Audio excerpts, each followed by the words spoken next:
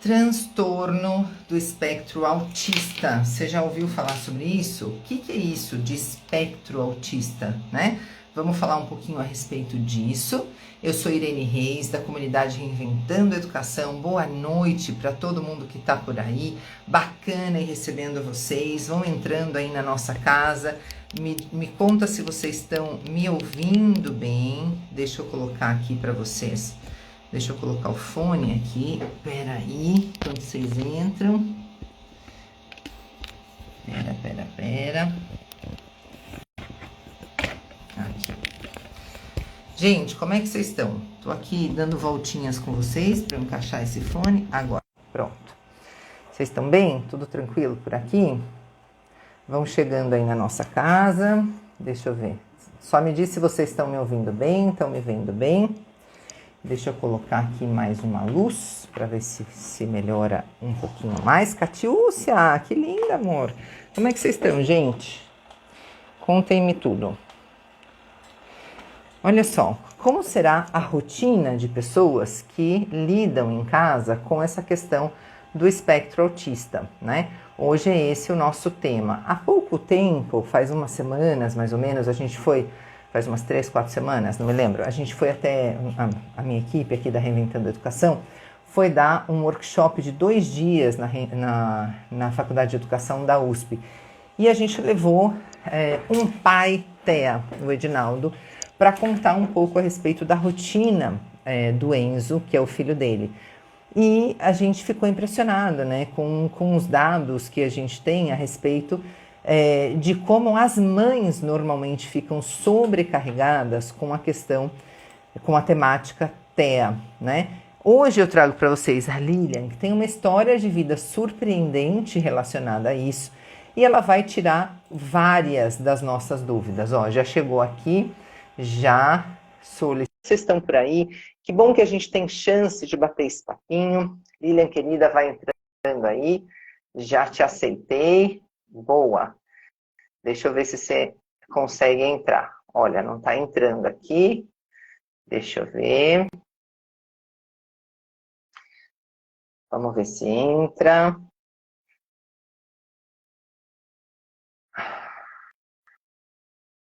Lilia, eu te aceitei aqui, hein? Deixa eu ver.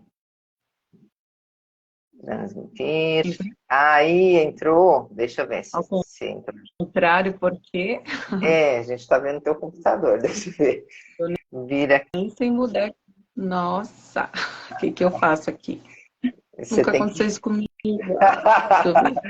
Não tem problema. Respira, vira aí a câmera que vai dar tudo certo. Vamos ver.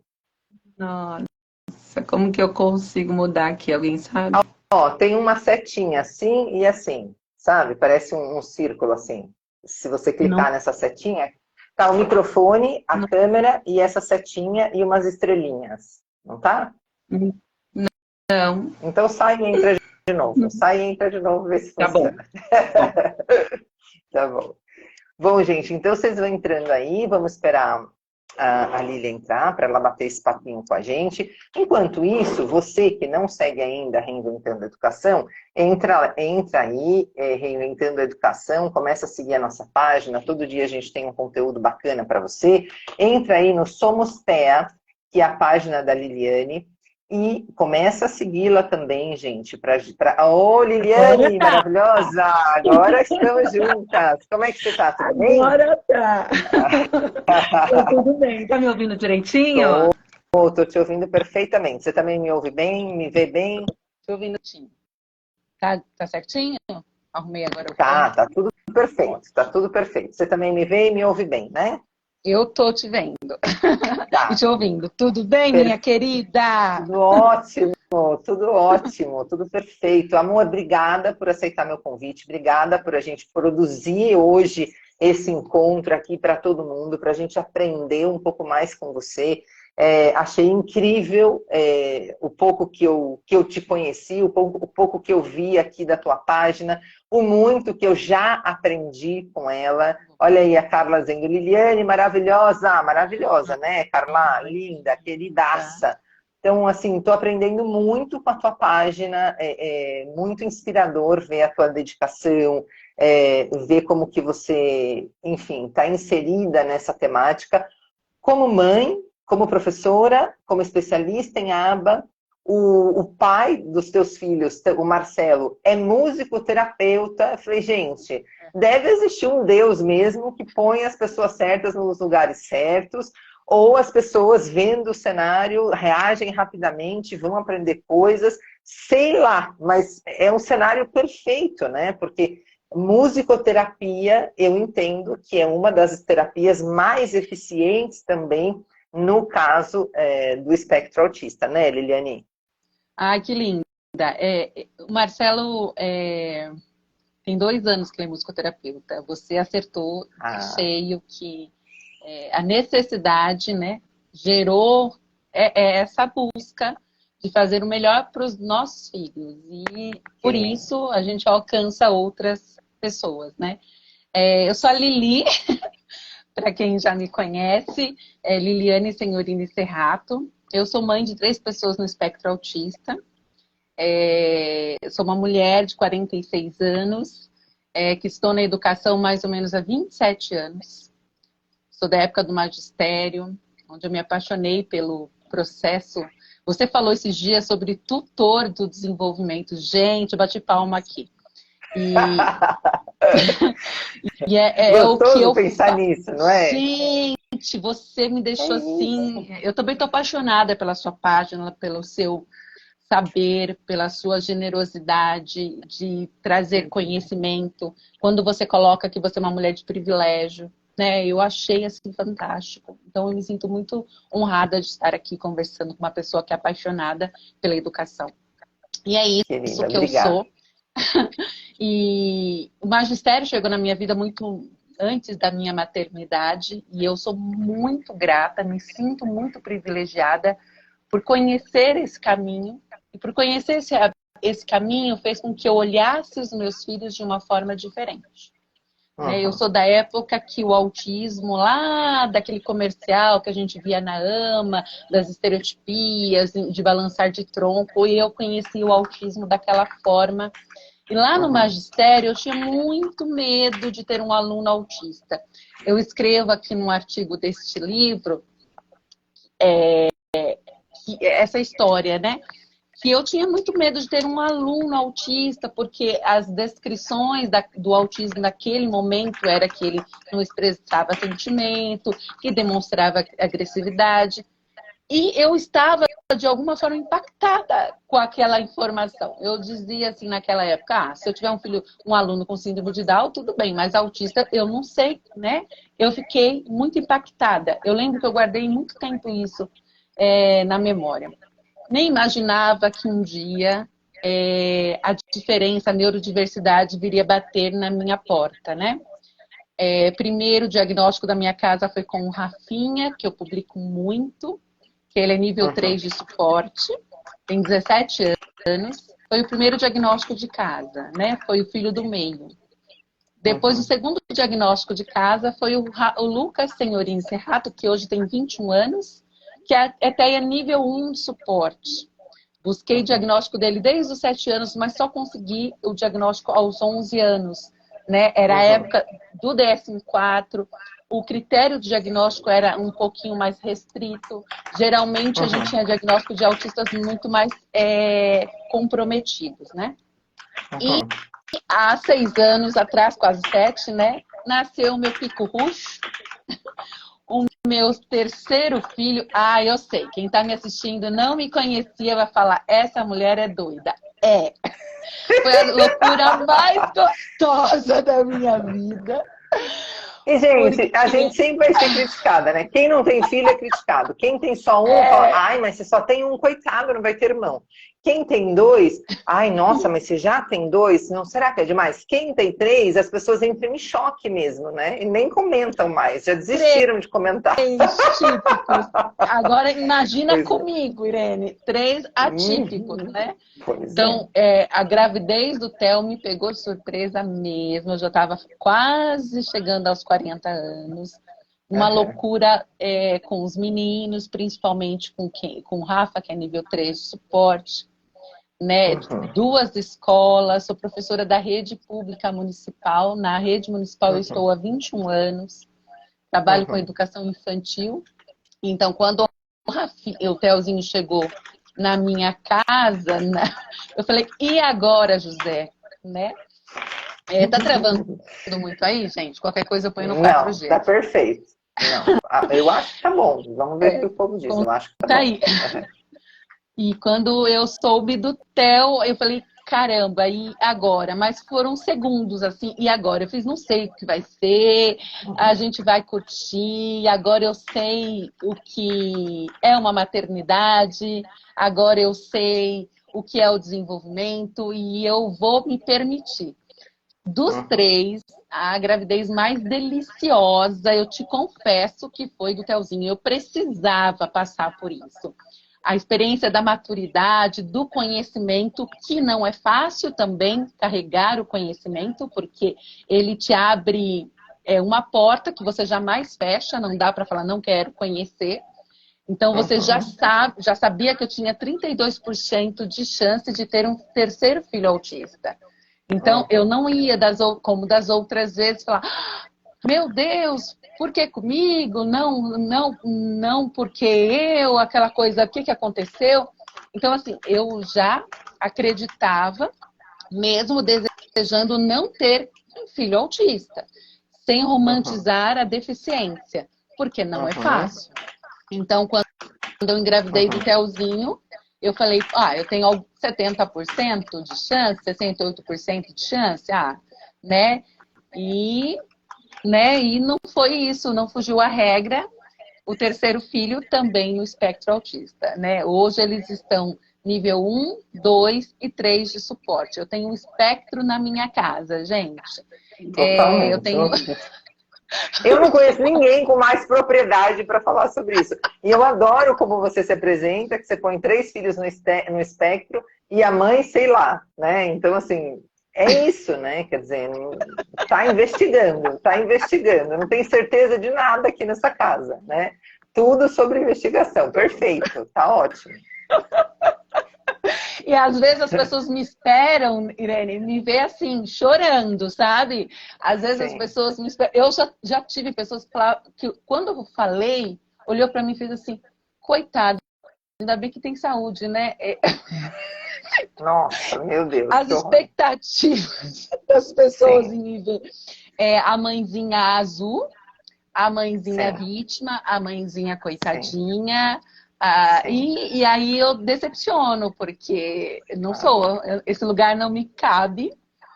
E é por isso que é o que você falou, eu busquei aquilo que eu tenho oportunidade, que é o conhecimento, né? Tenho aprendido muito, estou em processo de aprendizagem o tempo todo, porque eu entendia mais ou menos sobre desenvolvimento típico. Tinha estudado sobre Freud, tinha estudado sobre Winnicott, eu tinha estudado sobre Piaget, eu tinha estudado sobre, né? E sempre os meus estudos, eles estavam pautados numa curva de desenvolvimento típico. As pessoas que estavam ao meu redor tinham filhos típicos. Eu não tive a experiência de conviver com uma Liliane, né? Que me mostrasse o que eu poderia fazer. E isso, eu estou falando de um tempo que a informação não era tão vasta, né? Como a gente tem hoje, né? Então, eu estou falando de 17, de 20 anos atrás, né? Onde a gente tinha que realmente buscar informações, e muitas vezes as que chegavam até a gente eram informações carregadas de dor, de capacitismo, de preconceito. E às vezes, quando eu batia na porta de alguém, né, como eu bati no começo, as orientações eram sempre assim, pelo menos ele vai ser seu companheiro, pelo menos, né, como se essas informações elas acalentassem meu coração, e que não era, né? Eu queria que o meu filho... Você precisa de medidas compensatórias, né? Isso, você é especial. Deus só dá pessoas especiais para pessoas especiais. Deus te usou, Deus te trouxe para gerar filhos especiais. E quanto mais as pessoas elas narravam, né, elas tinham essa orientação, essa fala, não de uma forma de propósito, não de uma forma ruim, mas elas se afastavam de mim. Então é muito interessante quando a gente se coloca aqui na rede social e fala que a gente não gosta do termo guerreira. As pessoas, né? Mas por quê? Porque ele tira a minha humanidade. Ele tira de mim a capacidade de sofrer, de dizer, olha, não, eu não tenho. Eu não tenho poderes especiais, né? Eu sou uma mulher tanto quanto você, que estou vivendo pela primeira, segunda, terceira vez um caminho que eu não sei como caminhar. E a gente tem várias formas de conhecimento. Está falando hoje com meu filho, né? O senso comum, a gente tem a epistemologia, a gente tem várias formas de conhecimento. E nesse percurso, muitas coisas erradas eu também aprendi, né? Até que eu me deparei com uma forma de ensino a qual eu tenho buscado muito, que você disse, né? Análise do comportamento, que é baseado em ciência, em evidência, que infelizmente eu não tive na minha formação lá no magistério, na pedagogia, mas que tem me ensinado a entender melhor como ensinar o meu filho de forma efetiva, não como osmose, deixa que ele aprende. Muitas vezes a gente vê esse relato na escola, o que é inclusão de fato, né?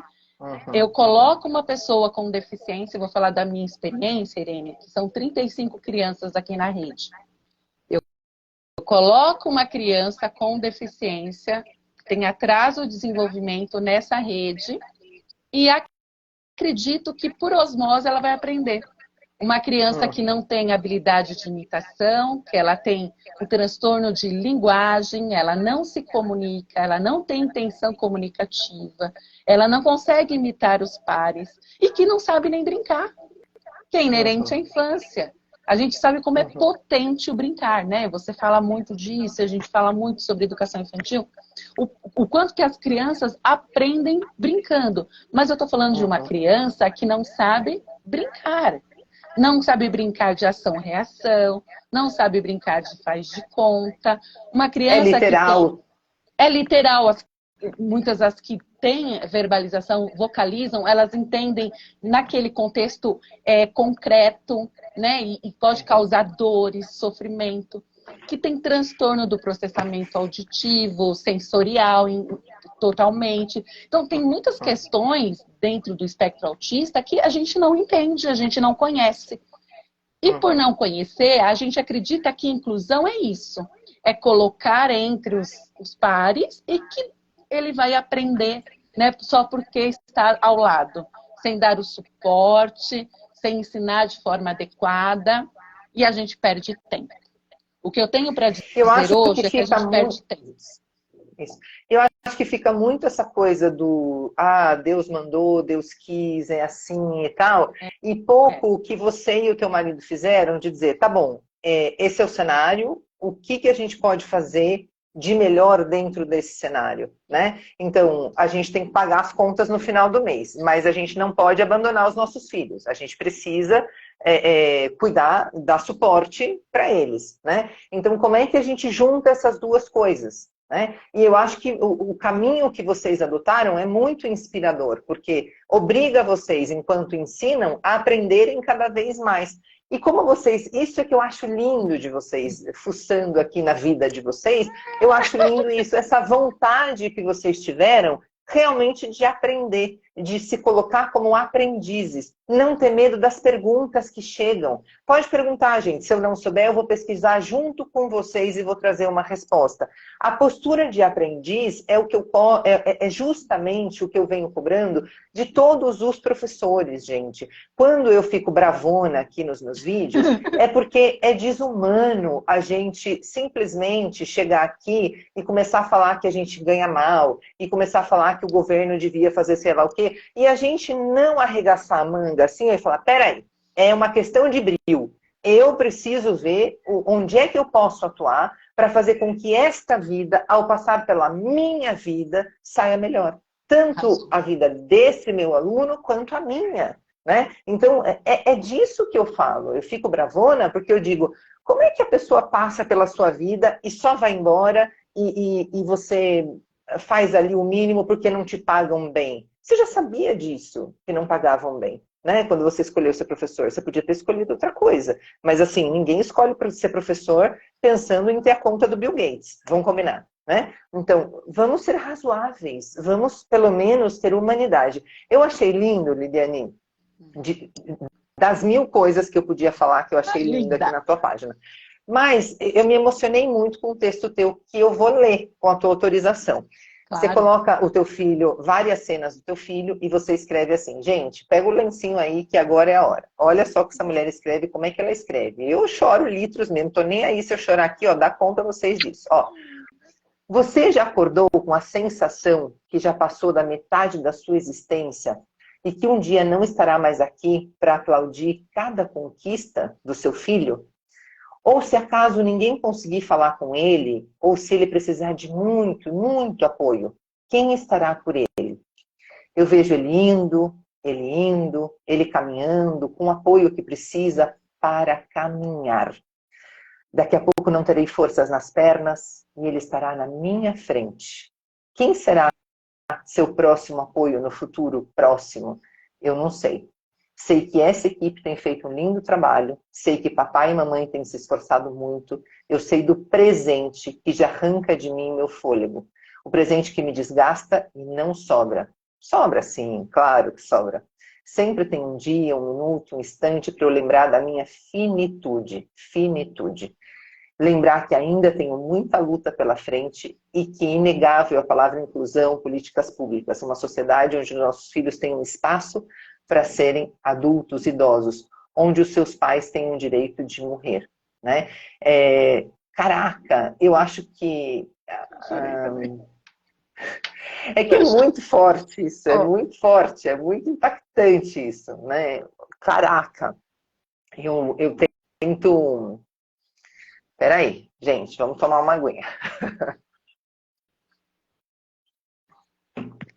Eu queria que você me contasse como é que você lida com esse sentimento de, tá, eles precisam de suporte, eu tô aqui, hoje eu sei que eu sou o suporte, mas como é que vai ser quando eu não tiver? Como é que você tem lidado com essa sensação, com essa angústia, né? Várias pessoas, depois que têm filhos, desenvolvem fobias, inclusive, mudam vários comportamentos. Por exemplo, começa a ter medo de altura, começa a ter medo de voar, começa a ter medo de coisas que não tinha medo antes. Porque, de verdade, em geral, os pais têm medo de morrer, porque tem os filhos ali e se sentem cuidadores e protetivos desses filhos. Gente, eu estou falando de pais, de verdade. Eu não estou falando, né, de gente que veio aí com alguns comprometimentos e que não consegue lidar com a questão da maternidade ou da paternidade. Eu estou falando de pai e mãe dentro desse perfil que a gente espera que todo pai e mãe tenha, que tem como principal pilar o cuidado, né? Como é que você lida com isso? Hoje você é o suporte deles. E aí, na tua ausência, o que acontece? É o meu espinho na carne, como disse na Bíblia, né? É o espinho que dói todo dia. Esse dia que eu escrevi esse texto era muito tarde da noite, era o início da madrugada. E eu escrevi chorando. Muitos textos que eu escrevo, eu choro de novo porque são muito, muito, muito, muito latentes em mim. São os meus medos. É como se, depois de um dia de tanta luta, de tantos desafios, de coisas boas, de coisas não tão boas, eu olhasse e falar, e chegando à idade, geralmente é perto do aniversário do Rafa, eu fico extremamente sensível. Quando a cronologia bate na minha porta e diz, ele já tem 17 anos.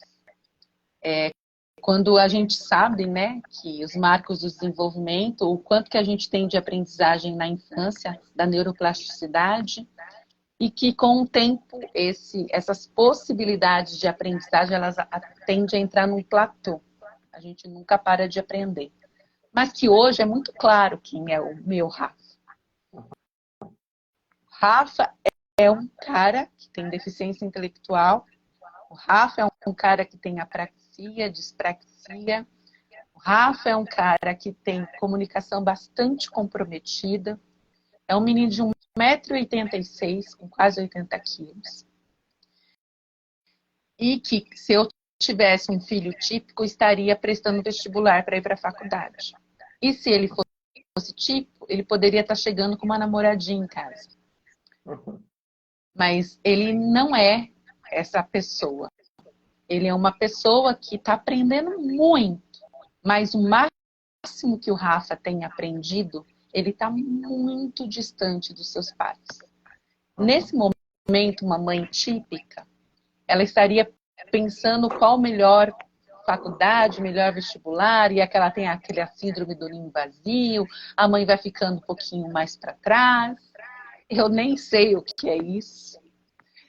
Eu tenho a alegria de estar tão presente na vida desse cara, de eu conhecer o processo de desenvolvimento do órgão genital dele, que nenhuma mãe vai ter condição de ver, de olhar ele crescendo, o órgão crescendo e ele lidando com uma coisa diferente, os membros, o corpo crescendo, ele não sabendo dar conta daquele corpo. É tão incrível viver tudo isso com o Rafa. Ele é um presente tão grande. Ele me ensina tanto. Ele me desconstrói tanto. E ele me ensina que eu sou muito importante. Sabe quando você se vê muito importante na vida de alguém? Mãe se vê. Mas quando você vê que ele precisa demais de você. E que eu não tenho, né? Eu e o Marcelo, a gente não tem uma rede de esporte. Então eu não tenho uma mãe para deixar o Rafa, ou alguém que possa socorrer. Nós somos uma família típica em vários sentidos. Nós somos 3 pessoas autistas, meus filhos, e que não tem essa rede por trás. Que se eu ficar doente, se nós ficarmos doentes, eu não sei o que vai ser. E aí eu me deparo com uma dor que é muito maior do que tudo. E que me faz lutar ainda mais por 2 grandes caminhos. Que é fazer o melhor por ele e dar condições desse cara depender cada vez menos de mim. Né? Eu me distancio do Rafa. A minha alegria é ver o Rafa caminhando na frente e não olhar para mim. É dele fazer uma atividade e não me pedir ajuda. Então, eu tento me tornar um pouquinho menos importante, que é quase impossível, pelo nível de suporte que ele precisa. E aí, um segundo caminho que eu fui obrigada a ser, porque não era de mim, quem me conhece sabe, eu sou mansa pra caramba, meu. Mas tenho me tornado cada dia mais leoa, briguenta. E não é da minha natureza, ou melhor, não era. Eu aprendi a ser uma pessoa que eu mesma falo, uau, quem é essa? Saiu do armário o quê daí, né? Saiu do armário. E de lutar por direitos dele, direito para que ele esteja na academia, direito que ele esteja no parque. A gente fala de inclusão na escola, mas eu tenho que falar de inclusão na sociedade. Direito de caminhar, direito de ir no mercado, direito dele pedir um produto no mercado e as pessoas estão de saco cheio porque querem fazer rápido e eu forço a cara e falo, fala com ele, ele sabe dizer. Então, é o tempo todo ir lutando por essa sociedade que não foi ensinada a lidar com o diferente. Lidar com a palavra inclusão é muita coisa. Lidar com pessoas neurodivergentes, pessoas pretas, pessoas pobres, mulheres. São vários cenários, mas lidar com quem? Muitas vezes, eu vejo as pessoas olhando para mim como se estivesse dizendo assim, esse lugar não te pertence. E eu já ouvi isso, né? Quando o Rafa estava aprendendo a andar de bicicleta. Olha, vai ensinar ele na clínica. Então, assim, essa pergunta que você me fez é a pergunta que eu me faço todos os dias. Eu não tenho uma resposta. Eu só sei que eu estou construindo um caminho. Estou torcendo muito pela nossa geração. Uma geração que tem aberto assim os olhos, tem caminhado. Eu tenho acreditado em muitas pessoas que têm feito a diferença. A diferença na escola, com 35 alunos, sem uma equipe multidisciplinar, com um salário baixo, mas tem professoras incríveis que acreditam em pessoas. Eu tenho acreditado em algumas pessoas que estão na política, eu tenho acreditado em pessoas que têm montado coletivos, porque eu não acredito em heroísmo, eu acredito em coletividade. E eu tenho aprendido a construir essa rede que eu não tenho. Quando eu me exponho na rede social, não é atrás de like, não é atrás de nada disso. O que eu me O que não exponho... quer dizer que vocês não precisam fazer. Vocês estão aí, usa esse dedinho, já corre lá, dá um like, segue a página. Porque, ó, para vocês, porque o problema não é o Instagram, o problema é o que você faz com isso. Então, segue as páginas certas, usa o seu tempo do jeito certo. Corre lá, leva ela muito a sério nesse aspecto, não que precisa dos likes, sim. Corre lá, sai dando like em tudo que essa mulher já postou. Porque aí também isso aparece no seu feed, você começa a se alimentar de informação boa e para de perder tempo com baboseira. Para de perder tempo com baboseira e aprende com essa mulher, que é o que vocês têm que fazer. E é isso que eu quero, de levar coisas boas possíveis, né? Possíveis no nosso dia a dia. Porque eu sempre digo isso, eu sou uma mulher branca da Zona Leste, professora de escola pública, meu marido é musicoterapeuta, ou seja, eu não tenho condições econômicas privilegiadas, mas eu tenho algo que é muito grande, que é a possibilidade de aprender. E aprender o tempo todo. O que eu aprendi ontem já está insuficiente. Então, assim, eu tenho conhecido pessoas incríveis nessa rede social, pessoas assim que... Olha, que já fazem parte da nossa história, são amigos, e que têm nos ajudado, né? E aí, isso tudo que a gente vive, que não é fácil, sem romantizar, é de levar ao outro com a experiência da ciência, mas também com algo vivido, experimentado por nós, né? Não quero ser garçonete, sabe? De servir um alimento que eu mesma não comi. Então, se eu digo para você, olha... a ciência diz que isso funciona, mas eu vou dizer de forma muito humilde que funcionou para mim. Desta forma, essa foi a receita de bolo da minha vida. Pode ser que você precise colocar um pouquinho mais de ingrediente, ou mais tempo no forno, não sei. Mas a gente pode fazer junto. E se te faltar alguma coisa, a gente pode dar uma mão para outra, quem sabe eu possa te dar meu colo, né? Porque tem horas que a gente quer chorar e não tem um colo para chorar, que a gente quer 2 ouvidos para falar e também não encontra. Então, eu tento também na rede social, no direct, no WhatsApp, nesses meios, também ser esse colo, né? Para ouvir e para atender e de lutar. Olha, o que está faltando no seu convênio, o que está faltando no seu laudo, o que a escola está precisando, né? De uma forma gentil e com postura, né? Eu tento não ser grosseira, mas o que eu quero é sempre lutar com quem eu sou. Eu tenho me tornado uma leoa, mas eu quero me tornar uma leoa com gentileza, com conhecimento da lei, conhecimento da ciência, empoderando as pessoas com essa gentileza, porque eu acredito que é assim que é o melhor caminho. Não quer dizer que de vez em quando a gente não precisa dar uma chacoalhada, né, gente? Então também não guardem muitas expectativas. Eu digo sempre, sou amorosa, sou gentil, mas não guarda muitas expectativas porque sou humana. Às vezes vai ter uma explosão de indignação aqui e vamos dar conta disso, porque a indignação é parte de quem a gente é. Então, Lili, vou te chamar de Lili, já tô íntima aqui, ó. Pode chamar, meu amor. Olha só. Como que você Bom, você tem 3 pessoas na sua casa dentro do espectro. Muito bem. Como que as escolas se comportaram e se comportam com eles? E o que que você acha que muda com o laudo e que já poderia ser feito antes do laudo? Você viu que eu tomei uma surra aí na internet por conta de falar de laudo, né? Porque eu dizia, professor, o que que muda o laudo na sua vida? Quando vem o laudo, você já sabia o que que o aluno tinha. E o que eu estou querendo dizer, e eu estou sendo mal interpretada muitas vezes, é assim, ó, nós somos os caras da educação.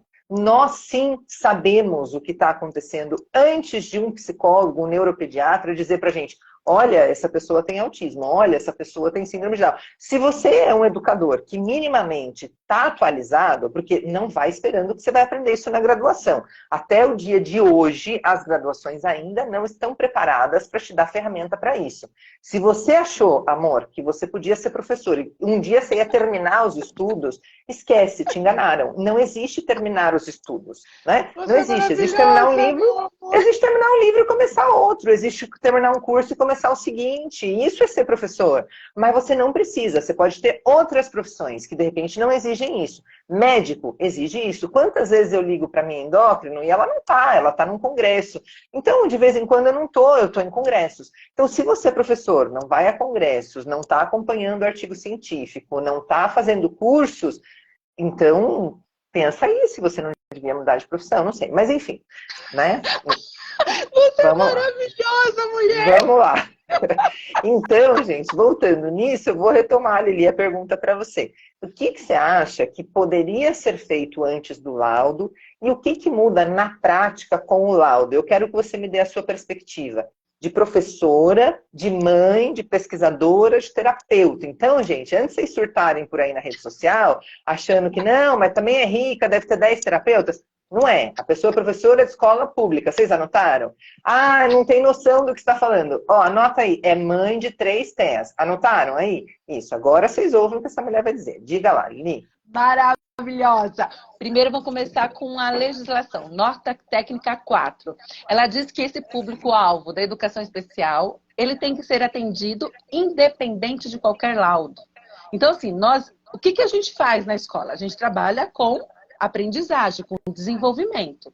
Você não trabalha com remédio, você não trabalha com tratamento, você trabalha com intervenção que faz com que aquela pessoa aprenda. Então, a nota técnica já traz isso. Não tem necessidade de laudo para que ele faça parte dessa comunidade, desse público da educação especial. Ponto. Tá. Nós temos uma coisa que ninguém tem, como diz a Irene, que ela arrasou, que são os pares. A gente tem como olhar e perceber a olho nu que tem alguma coisa que não está caminhando como deveria.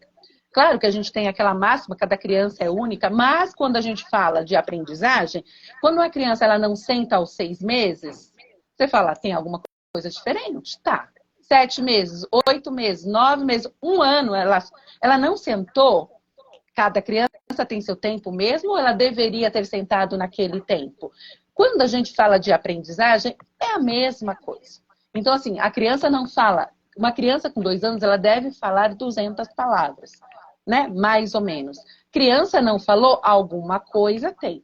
A gente vai olhar o quê? Os marcos do desenvolvimento. A gente pode pegar a carteirinha de vacinação, a gente pode pegar um protocolo de avaliação, bacana. Mas o professor, ele não precisa de nada disso. Ele não precisa da carteirinha, ele não precisa do protocolo de avaliação, ele não precisa lá do documento do CDC falando sobre os marcos de desenvolvimento. Sabe, porque ele está vendo. Ele está convivendo. Olha o que eu vou falar.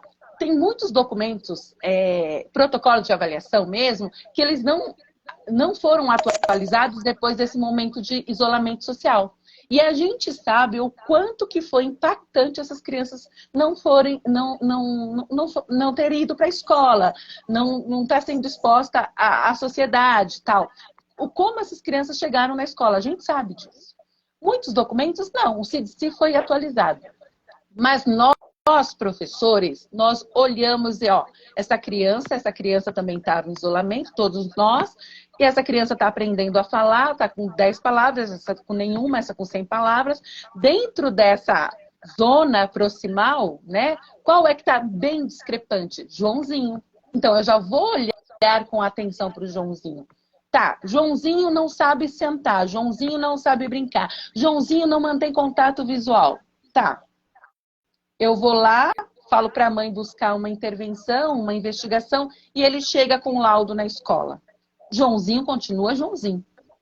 O laudo, ele não vai acrescentar em nada para a professora. O que o laudo é importante? Não posso falar que não é importante. Para questões de políticas públicas, para direitos. O laudo é um documento importante para você conseguir. Infelizmente, mesmo falando de nota técnica 4, aqui na prefeitura, mesmo na cidade de São Paulo, alguns direitos a gente só consegue com o laudo. Ou senão você tem que brigar mais ainda.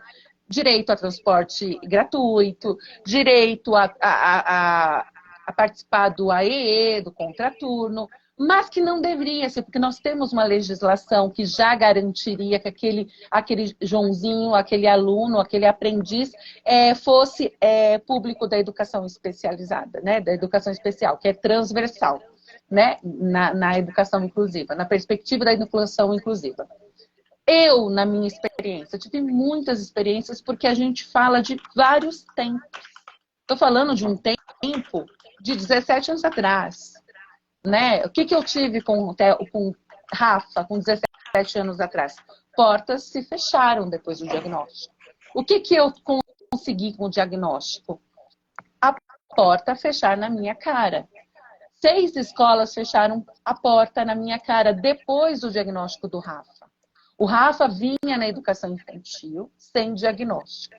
O Rafa fazia natação sem diagnóstico. Mamãe foi lá, lutou, descobriu achando que ele tinha perda auditiva, e é uma luta gigante para você conseguir um diagnóstico, porque a gente fala de dificuldade na escola, mas, gente, a dificuldade na saúde ela é muito maior. Quando você encaminha essa família para investigação, essa mãe não sabe nem o que fazer, porque ela chega no CAPS, ela chega num lugar que as pessoas não entendem de autismo, não entendem de criança, não entendem de infância, e que muitas vezes faz com que aquela família procure vários exames inúteis, né, que só retardam o diagnóstico, e aí o tempo mais importante na vida da criança, da pessoa, do ser humano, que é onde a neuroplasticidade ela é gigantesca, que é de 0 a 5 anos, você acaba perdendo. Então, assim, se nós tivéssemos uma rede de saúde, educação ligada, onde o professor fizesse toda uma avaliação, um relatório, encaminhasse, o cara tivesse assistência de psicólogo, de fono, de terapia ocupacional e desse suporte para que aquela criança se desenvolvesse com mais conforto, porque estaria não adaptando, mas individualizando processos, mas não é a nossa realidade. Infelizmente, aqui no Brasil, não é a nossa realidade. Então, assim, é importante o diagnóstico, é importante para o direito daquela pessoa, para que ela tenha direitos, igual hoje, no plano de saúde, se você chegar e falar que aquela criança está sendo investigada para TEA e que ele tem atraso de desenvolvimento, ele não vai ter com consistência, com o número de terapias necessárias que a gente chama de uma intervenção baseada em evidência. Ele não vai ter. Infelizmente, aqui no nosso país, você precisa de um papel pelo médico dizendo que ele faz parte daquele transtorno espectro autista. Hoje, o que reza esse laudo é o CID-10 ainda, né? A gente tem o DSM-5, que é aquela cartilha médica, mas o que reza aqui no nosso país é o CID-10. Se você não tiver isso fechado, você não consegue isso. Mas e na escola? Nós temos alguns direitos que, infelizmente, ainda a gente precisa em alguns municípios, que é participar do AEE, que é ter o transporte gratuito. Por exemplo, uma das coisas mais difíceis que a gente tem, e me dói o coração da gente não ter uma outra forma de individualizar ou adaptar, que é a seletividade alimentar. É muito comum autista, né, ter uma rigidez em alguma coisa, em algum comportamento. A alimentação, muitas vezes, ela é cheia de padrões. Não é uma criança que tem alergia, é uma criança que tem um padrão alimentar, que a gente tem que trabalhar. Não é que ela é assim e vai ficar assim para sempre. Mas quando você chega na escola e diz que aquela criança ela tem um padrão alimentar, que ela não tem alergia e que a gente podia fazer um trabalho, porque a LDB diz o quê? Sobre o educar e o cuidar.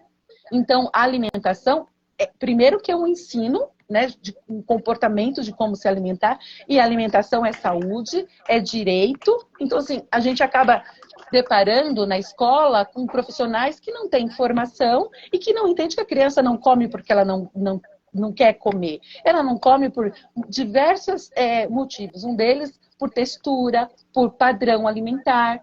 Alguns comem só cor verde, outros cor amarela, outros em bolinha, outros porque da textura, come a cenoura se tivesse ralada, não de forma cozida. São padrões alimentares que a gente acaba tendo uma baita dificuldade dentro da escola, né? Uhum. Mas que esse papel, que esse laudo médico seria necessário? Não, porque a gente já está vendo o indivíduo, a gente está vendo a criança, a gente está vendo o bebê, a gente está vendo o adolescente. A gente tem que ensinar da forma que ele consegue aprender. Não existe ensino se não houve aprendizagem. Não existe, é uma coisa que depende da outra. Então, para aquele cara aprender, eu vou usar aquilo que o que funciona para ele. Não é o papel do médico. É isso. Aqui na Reinventando a Educação, nós temos várias formações para os professores. Uma delas é aprendizagem por projeto. A outra é metodologias ativas. Nós temos uma outra que é neurociência, emoções e saúde mental na escola. E uma outra que é neuroemoções. Eu sou mentora e facilitadora de todas elas. Então, sou eu que vou me juntar com vocês para fazer ali a reuniãozinha exclusiva e a gente vai falar disso. Em todos os encontros, porque eu chamo esses cursos de comunidade de aprendizagem. Então, em todas essas comunidades de aprendizagem, toda vez que a gente se encontra, a pergunta é assim, mas Irene, quantas metodologias existem? E eu digo, a rigor, existe uma metodologia por aluno seu. Essa notícia pode ser terrível ou pode ser acolhedora. Escolha que caminho tomar. Né? Se você chegou até aqui a ponto de se inscrever e começar a fazer um curso, significa que você está aberto a isso. Então, existem tantas metodologias quanto alunos. Cada aluno, cada pessoa é um cérebro. Essa coisa do típico-atípico, a gente precisou rotular porque nós somos assim, nós precisamos de rótulos, laudos, etiquetas e tal. Mas a rigor é assim, ó, cada cérebro é um, e cada cérebro aprende de um jeito e num ritmo. Se você decidiu ser professor, essa é a característica da sua profissão. Sim, você vai precisar ter um repertório tal que você olhe para um aluno e você consiga entender que com este vai ser diferente. Agora, se todo mundo fizer dinâmicas atraentes, atrativas, envolventes, ativas e tal, todo mundo vai aprender. Todo mundo vai conseguir colocar o seu talento em campo em algum momento. E isso é importante. O que não pode é sair da escola sem aprender e sem pertencer. Gente, a aprendizagem da convivência é uma aprendizagem. Não é só sobre conteúdo, é sobre habilidades também. Né? Por que a gente tem ali toda uma legislação, toda uma BNCC falando de habilidades? Porque as habilidades são tão importantes quanto os tais conteúdos formais. Né? Então, se ele conseguiu desenvolver habilidades tais no primeiro bimestre, puxa, vamos celebrar isso. Por que a gente está tão preocupado e tão engessado ali naqueles conteúdos formais? Né? Enfim. Irene, me fizeram uma afirmação aqui que, infelizmente, gostaria que fosse verdade, mas não é. Uma pessoa disse assim que é importante ter o laudo porque garante que tem um professor auxiliar para a criança. Então, vamos lá. A lei Berenice Piano, que é a lei do autista, diz assim, havendo necessidade, a criança autista ela deverá ter um profissional especializado. Ponto, é uma lei. Ótimo. E sem que, no caso da rede privada, sem que isso exonere a família. Então, não vai acrescentar, não vai adicionar nenhum valor na mensalidade. Ótimo. Uhum. Olha quantos problemas a gente tem. Havendo necessidade. O que a gente não tem? A gente não tem critério do havendo necessidade. Quem diz que há necessidade? Tá. O que a gente precisa é se empoderar enquanto profissional. Eu preciso saber o que é necessidade. Por isso que é bom a gente saber fazer um bom relatório. Eu preciso dizer o que é necessidade. O que essa criança... ela precisa de um tutor, ela precisa de uma babá, ela precisa que alguém corra atrás dela. Não é a necessidade. O que a gente precisa é montar um planejamento e mostrar que aquele indivíduo ele não tem habilidades desenvolvimentais que uma criança típica tem. Né? Ela não consegue olhar, ela não consegue seguir instrução, ela não consegue imitar. E aí você vai montar um plano que vai fazer, descrevendo qual a função desse acompanhante, desse mediador escolar.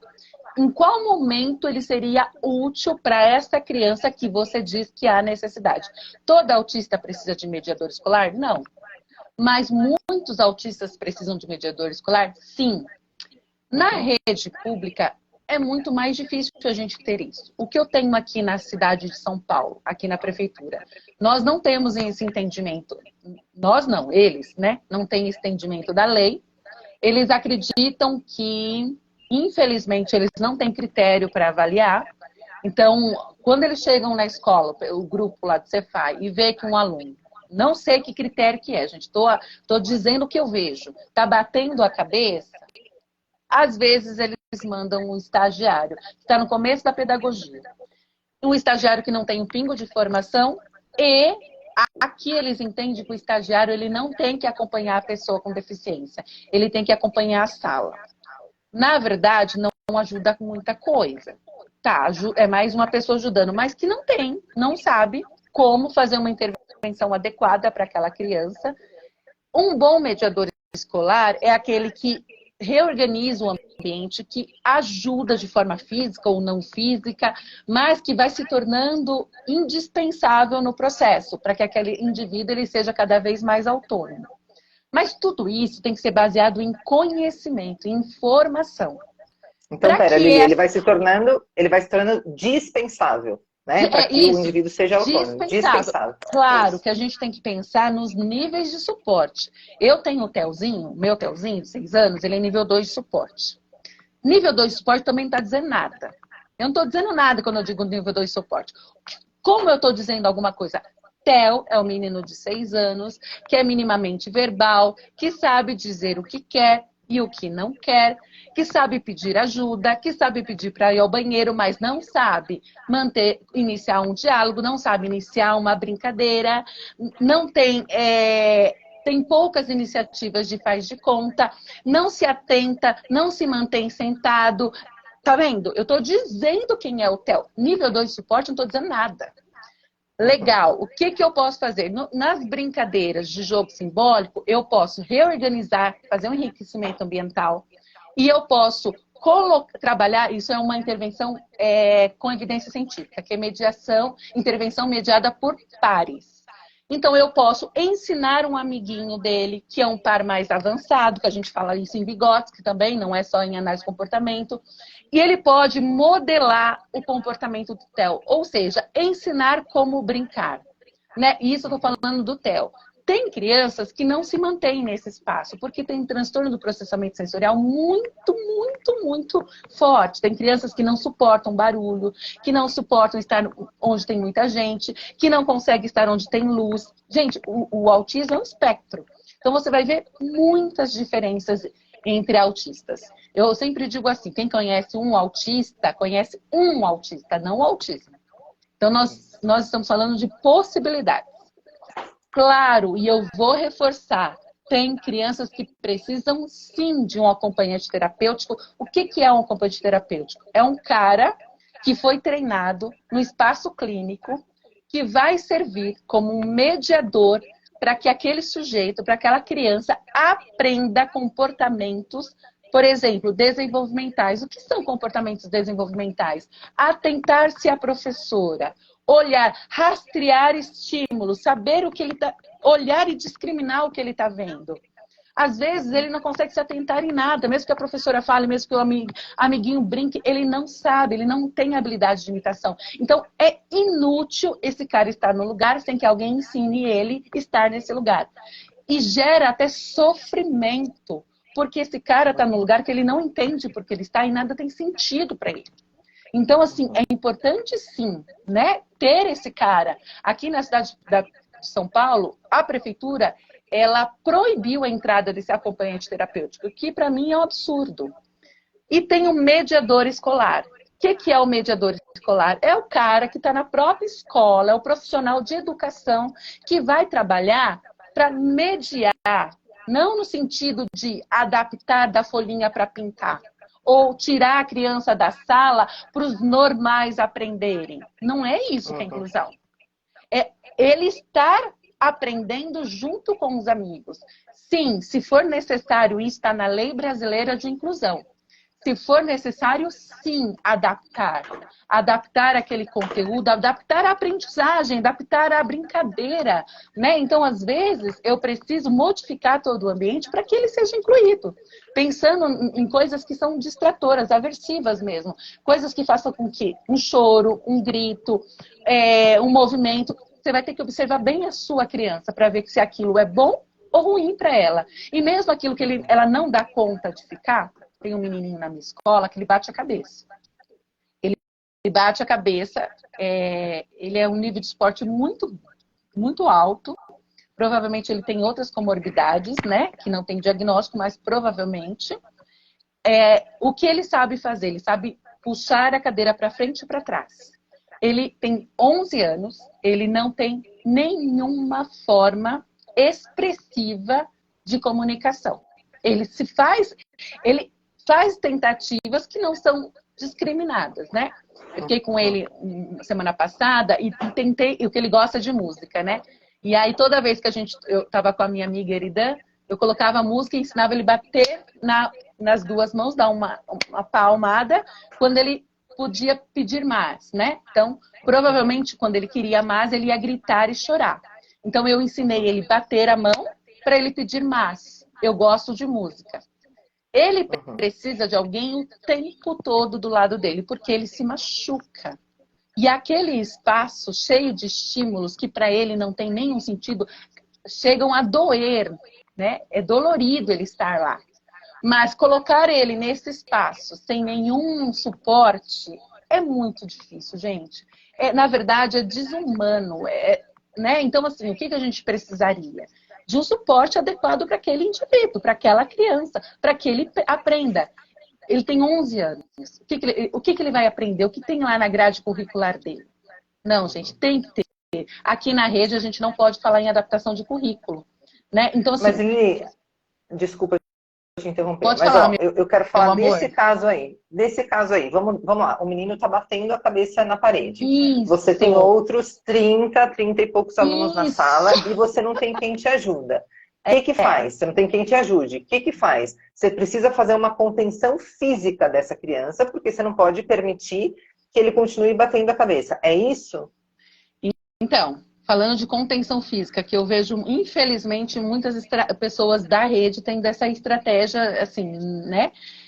A gente tem protocolos de segurança, Irene, que é para você não deixar que a criança ela aumente essa curva e chegue no ápice da autoagressão e da heteroagressão. São protocolos de segurança de crises agressivas. A gente tem o PCM, a gente tem o Segurança de Crise Agressiva, que é do pessoal do Grupo MEC. São protocolos que vão te ensinar a criança a não chegar no ápice da agressividade. Porque o que geralmente acontece? Quando a criança está lá, ninguém vai dar atenção. Quando a criança bate a cabeça, claro, todo mundo vai dar atenção. E o que acontece? A pessoa retira aquela criança do lugar, da sala. Então, vamos pensar comigo. Ela bateu a cabeça, a pessoa tirou ela daquele lugar que provavelmente estava sendo difícil de estar lá. O que ela vai entendendo? Que eu bato a cabeça, como eu não sei me comunicar, alguém me tira de um lugar que eu estou sofrendo. Então, bater a cabeça virou um tipo de fala. Olha, por favor, me tira daqui. O que que a gente pode, por isso que o conhecimento é importante, o que que a gente pode observar esse comportamento e entender, poxa, o cara está querendo falar, vamos ensinar um comportamento que seja menos custoso que bater a cabeça e que ele possa dar conta para pedir para sair? Vamos, o que que a gente pode ensinar? Ele bater na tua mão, ele te entregar um cartão, ou ele dar uma piscadinha.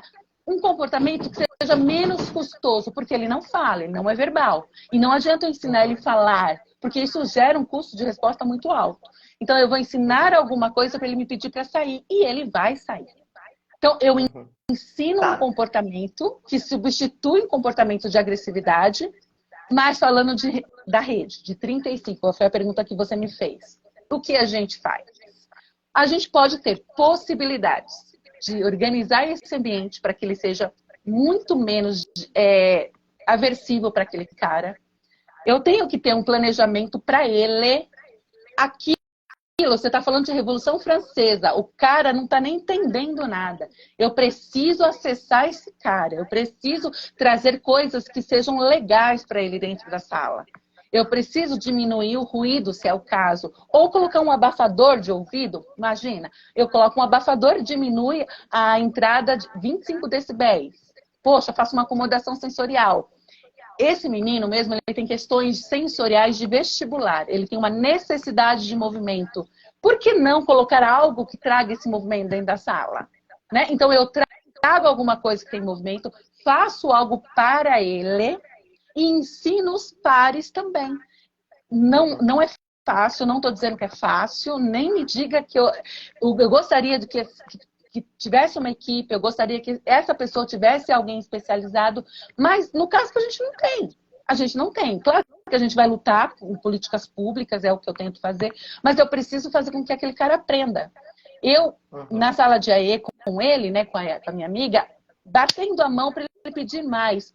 Batendo a mão para ele pedir mais. Aí eu posso aumentar. Ele fazer assim, dar só uma mão para ele pedir para sair. Ou seja, eu vou ensinando comportamentos ou comunicações suplementares que ele dá conta. Claro que a gente pode usar a comunicação alternativa aumentativa, a gente tem os botões de comunicação bem legal que você pode gravar a voz, sim, não, sair.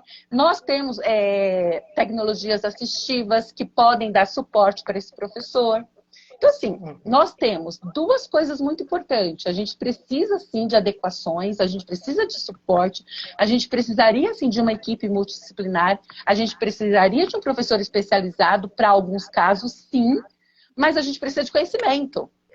Se a gente continuar tendo profissional especializados,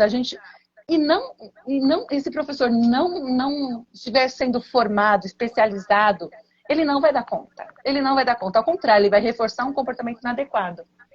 É isso. A Gena está dizendo aqui, eu fiz educação especial para ficar um pouco mais capacitada de conhecimento e ter mais capacidade para trabalhar com esta situação. A Sabores da Nutri está dizendo, o ideal seria unir a educação com a saúde e oferecerem até ao invés de babá. Gente, o ideal seria a gente promover diálogo entre educação e saúde o tempo todo. Assim, como é que o pediatra atende uma criança sem falar com o professor? Eu nunca vou conseguir entender isso. Como é que o professor não está em contato direto com o pediatra, né? Então, assim, é um trabalho conjunto. É o professor, é o pediatra, são os pais ou responsáveis. Então, assim, tudo isso... Vem cá, fala oi. Vem aqui, fala oi, vem aqui. Tudo bem. Vem cá, fala oi. Oi, tudo bem aí? Manda tchau. Tudo bom, Felipe. Tudo. Prazer te conhecer, hein? Que lindo, lindo. É isso. Então, a Gena está dizendo aqui da importância, né, de estudar, isso é fundamental, a gente precisa entender que essa é a nossa profissão, né? E está dizendo, aqui nas escolas que eu atendo, em Minas, o professor de apoio fica por conta de acompanhar e adaptar as atividades para atender ao aluno que ele atende, o qual atende. É isso, gente. Tem muito comentário bacana aqui. assim, tanta Ó, eu fiz coisa um para livro perguntar. legal, Irene, que é bem legal para falar do que a gente está falando. É a Escola e o Atendimento do Estudante com TEA. Ele é como se fosse uma Show. cartilinha, bem legal, tá coloridinho, bem bonitinho. A gente fala sobre comunicação alternativa, estratégias de... Espera só um pouquinho, filho. Eu falei sobre comportamentos inadequados, disruptivo, interferente, comportamentos que estão gerando, estão concorrendo com a aprendizagem. O que eu posso fazer? Coisas muitas vezes são simples, nem tudo é tão... Essa história que eu contei é o caso mais difícil numa escola de 900 alunos. Mas tem coisas que são muito mais fáceis da gente dar conta. E que muitas vezes um profissional... Poxa, vamos fazer pistas visuais na sala. Vamos organizar uma rotina para ter previsibilidade, né? Vamos ensinar que ele olhando o tempo de conta. Vou falar agora com o Protel, com o Rafa. Ó, Rafa, olha aqui para mim. Ó, daqui a pouquinho, ó, vamos lá. Ó, são 9 horas. Eu posso colocar o timer para ele. Daqui 10 minutos a mamãe te dá atenção, tudo bem? Tudo bem? Então, assim, eu posso colocar um reloginho para marcar que daqui a pouco vai acontecer uma coisa ou outra, usar pictogramas, fazer rotina visual, fazer treinamento das crianças para saber interagir com ele. Tem outras possibilidades, né? Muito mais. Fazer material com um enunciado menor, sem usar figura de palavra. Tem muitas possibilidades. O que é importante é o que você falou. A gente precisa estudar. A gente precisa entender. A gente já está aqui há mais de 1 hora e eu preciso ficar umas 5 horas para aprender assim 1% de tudo que você sabe. Então a minha pergunta é, hoje você oferece mentorias, você oferece cursos, além desse material que você mostrou para a gente, você oferece mentorias, cursos, o que você oferece na sua rede? O que você pode oferecer para as pessoas? Ai, gente, eu preciso montar isso. Nesse momento eu montei, porque eu tô com essa angústia. Eu montei um grupo de WhatsApp, tem 700 professores, para falar sobre essa ciência, para falar sobre estratégia de ensino. A gente tem feito tudo gratuito ainda, né? Então, essa semana a gente vai falar sobre práticas baseadas em evidência, dia 20. Dia 27 a gente vai falar sobre alfabetização para pessoas com autismo, pessoas autistas.